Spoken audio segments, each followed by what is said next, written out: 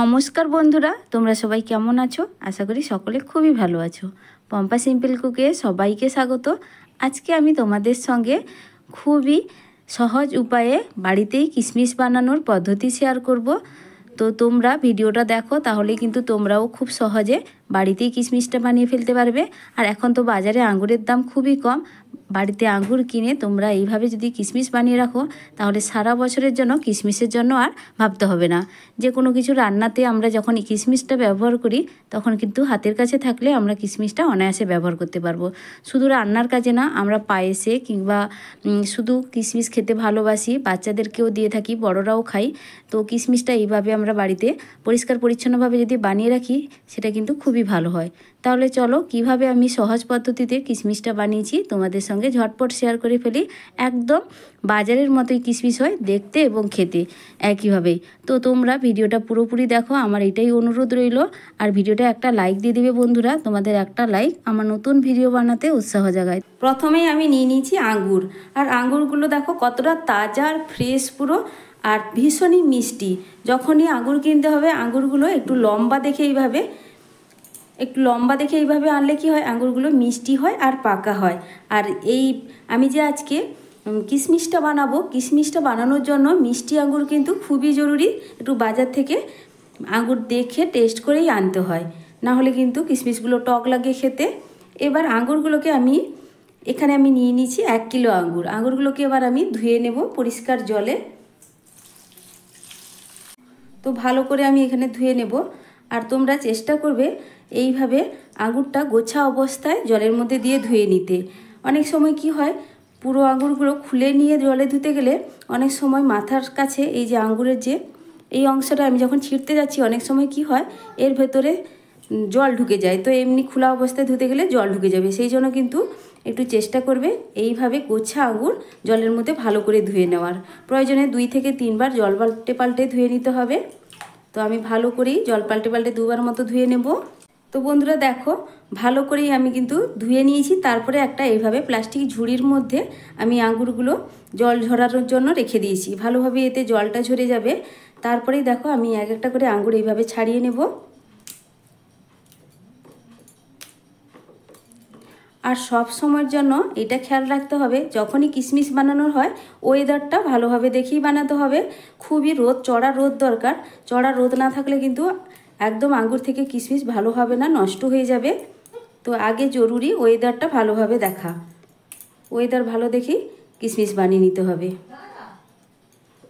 সব আঙ্গুরগুলো আমি একইভাবে ছাড়িয়ে নেব। আর বন্ধুরা তোমরা পুরো ভিডিওটা দেখবে, স্টেপ বাই স্টেপ আমি কিভাবে আঙ্গুর থেকে কিশমিশ বানাচ্ছি। তোমরা পুরোপুরি ভালোভাবে লক্ষ্য করলে তোমরাও কিন্তু বানিয়ে ফেলতে পারবে। আর আমার চ্যানেলে নতুন কেউ বন্ধু হয়ে থাকলে প্লিজ চ্যানেলটিকে সাবস্ক্রাইব করে পাশে থাকা বেল আইকনটা অবশ্যই প্রেস করে দেবে। যখনই আমি নতুন কোনো ভিডিও আপলোড করব, সবার আগে তোমাদের কাছে পৌঁছে যাবে। তো দেখো আমি একে একে আঙ্গুরগুলো সুন্দর করেই ছাড়িয়ে নিচ্ছি। কোথাও একটু স্কিপ করবে না, নাহলে কিন্তু আঙ্গুর ঠিকঠাকভাবে কিশমিশে পরিণত হবে না। তো সব আঙ্গুরগুলো আমি খুব সুন্দর করেই ছাড়িয়ে নিয়েছি। এবার একটা তোমাদের দেখাই যে আঙ্গুরগুলো যখন তোমরা গোছা থেকে ছাড়াবে, যেন মুখটা ফেটে এর ভেতর থেকে যেন রসটা না বেরিয়ে যায়, একদম যেন খুব সুন্দরভাবে থাকে। খুব সাবধানে কিন্তু আঙ্গুরগুলো এইভাবে খুলে নিতে হবে। প্রত্যেকটা আঙ্গুর দেখো আমি খুব সুন্দরভাবেই খুলে নিয়েছি। এর মধ্যে কিন্তু কোনো রকম একটা আঙ্গুরও ফেটে যায়নি। ফেটে গেলে কিন্তু খুবই অসুবিধা হয়, কিশমিশটা ঠিকঠাকভাবে হয় না। তারপরে দেখো গ্যাসে একটা কড়াই বসিয়ে দিয়ে কিছুটা পরিমাণ জল দিয়ে দিয়েছি। তারপরে আমি গ্যাসটা জ্বালিয়ে দিয়েছি। আর আমি এখানে নিয়ে নিচ্ছি একটা ছিদ্রযুক্ত থালা। এইভাবে একটা ছিদ্রযুক্ত থালা নিতে হবে। এই থালাটা কম বেশি সবার ঘরেই থাকে। জলটা গরম হয়ে গেছে। এবার আমি থালার মধ্যে কিছুটা পরিমাণ আঙ্গুর আমি থালার মধ্যে এইভাবে পাতিয়ে দেব। আর একসঙ্গে সবটা দেব না, আমি কম কম করেই দেব। আর এইটা লক্ষ্য রাখতে হবে যে আঙ্গুরগুলো যেন এইভাবে পাতানো থাকে, একটার উপর একটা যেন না থাকে। তো তার জায়গায় 1 কিলো আঙ্গুর করতে আমার 3 বার মতো লেগে যাবে এইভাবে ভাপ দিতে। তো দেখো আমি এইভাবে একটু পাতিয়ে দিচ্ছি, যেন সব আঙ্গুরগুলোর গায়ে সুন্দর করে ভাপটা লাগে। এইভাবে ছড়িয়ে দিতে হবে একটু। আঙুরটা এখানে ভালো করে পাতিয়ে দিয়েছি। এবার ঢাকা দিয়ে দেবো। আর এটা লক্ষ্য রাখতে হবে যে আঙ্গুরগুলো ভাপ দেওয়ার বেশিক্ষণ ভাপ দিলে কিন্তু আঙ্গুরগুলো ফেটে যাবে, তার গায়ে স্ক্র্যাচের দাগ চলে আসবে বা ফাটের দাগ চলে আসবে। তার জন্য কিন্তু বেশিক্ষণ আঙ্গুরগুলো ভাপ দেওয়া যাবে না বা সেদ্ধ করা যাবে না। এইভাবে ভাপ দিয়ে আমি 2 মিনিটের পর ঢাকাটা খুলে নেব। তো এখানে 2 মিনিট হয়ে গেছে, আমি ঢাকনাটা খুলে দিচ্ছি। দেখো আঙ্গুরগুলো সেদ্ধ হয়ে গেছে আর কালারটাও চেঞ্জ হয়ে গেছে। সঙ্গে সঙ্গে কিন্তু এখান থেকে আমাকে তুলে নিতে হবে, না হলে কিন্তু বেশিক্ষণ থাকলে আঙ্গুরগুলো ফেটে যাবে। একইভাবে বাকি আঙ্গুরগুলো দিয়ে দিচ্ছি। একইভাবে এই আঙ্গুরগুলো আমার ভাপ দেওয়া হয়ে গেছে। তো দেখো কালারটাও চেঞ্জ হয়ে গেছে। আমি তোমাদের একটা দুটো আঙ্গুর তুলেও দেখাচ্ছি। একটাও আঙ্গুর কিন্তু এর গায়ে ফেটে যায়নি, দেখো স্ক্র্যাচের বা দাগের চিহ্ন নেই, ফাটা চিহ্ন নেই। এবার আঙ্গুরগুলোকে সঙ্গে সঙ্গে আমি তুলে নিচ্ছি, বাকিগুলোও একইভাবে করে নেব। বাকি আঙ্গুরগুলো ভাপে বসিয়ে দিয়েছি। আর দেখো আমি যে আগে আঙ্গুরগুলো ভাপ দিয়ে তুলে নিয়েছি সেই আঙ্গুরগুলোর কালারটা একটু চেঞ্জ হয়ে গেছে। তো হালকা এইভাবে হলুদ কালার চলে এলে কিন্তু সঙ্গে সঙ্গে আঙ্গুরগুলো তুলে নিতে হবে। খুব বেশি সেদ্ধ হয়ে গেলে আঙ্গুরগুলোর গায়ে এইভাবে ফাটের দাগ চলে আসবে, আর সেক্ষেত্রে কিন্তু কিশমিশগুলো একদমই ভালো হবে না। তো তোমরা একটু লক্ষ্য করে দেখো আমি আঙ্গুরগুলো কিভাবে ভাপ দিয়ে নিয়েছি। প্রত্যেকটা আঙ্গুর কিন্তু খুব সুন্দরভাবে আছে, একটু কিন্তু এর গায়ে ফাটের দাগ নেই বা স্ক্র্যাচের দাগ নেই। রোদের মধ্যে একটা পাতলা সুতির কাপড় এইভাবে পাতিয়ে দিয়েছি। আর এমন জায়গায় এই আঙ্গুরগুলোকে শুকাতে হবে যেখানে যেন পুরো একদম সকাল থেকে বিকেল অবধি রোদটা লাগে। আর আঙ্গুরগুলোকে এইভাবে আলাদা আলাদা করে, একটা যেন আরেকটার গায়ে না লাগে, আলাদা আলাদা করে এইভাবে শুকিয়ে দিতে হবে। পুরো চড়া রোদে কিন্তু আঙ্গুরটাকে শুকিয়ে দিতে হবে। দেখো আমি কিভাবে শুকিয়ে দিচ্ছি, পুরো ফাঁকায় ফাঁকায় এইভাবে শুকিয়ে দিতে হবে। আর প্রয়োজনে একটা রোদে তো হবেই না, এইভাবে আমি শুকিয়ে দিচ্ছি। 2 থেকে 3টা রোদ আমি ভালোভাবে দিয়ে শুকিয়ে নেব।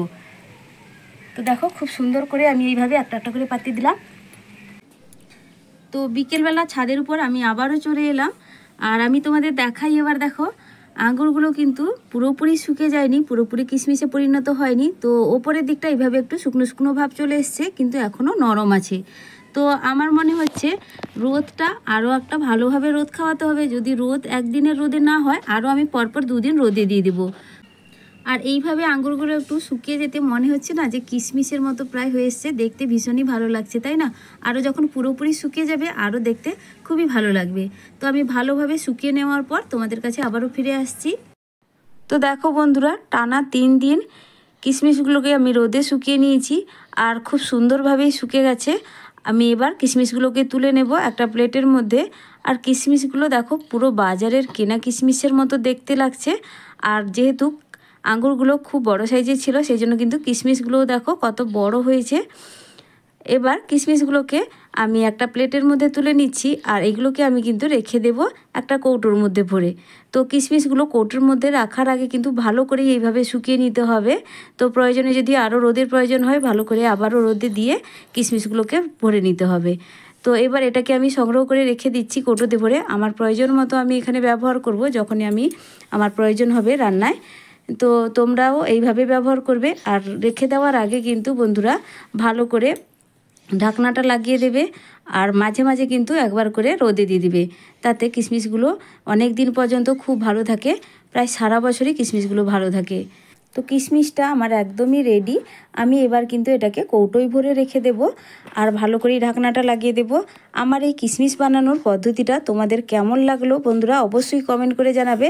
আর এইভাবে আঙ্গুর কিনে তোমরা কিন্তু বাড়িতে খুব সহজেই কিশমিশটা বানিয়ে ফেলতে পারবে। আর এটা বাড়িতেই বানানো, যেহেতু পরিষ্কার পরিচ্ছন্নভাবে বানানো হয়। এমনি তোমরা বাচ্চাদেরকে বা বড়রা তোমরা এইভাবে কিশমিশ খেতে পারো, বা যে কোনো রান্নার পায়েসে আমরা কিশমিশ ব্যবহার করি। তো এইভাবে কিশমিশ তোমরা বাড়িতেও বানিয়ে রেখে দেবে আমার মতো। তো আমার এই ভিডিওটা আজকে তোমাদের কেমন লাগলো অবশ্যই কমেন্ট করে জানাবে। আর যদি ভালো লেগে থাকে লাইক শেয়ার সাবস্ক্রাইব করতে ভুলবে না বন্ধুরা। আজকের মতো টাটা, ফিরে আসছি নতুন এক রেসিপি নিয়ে।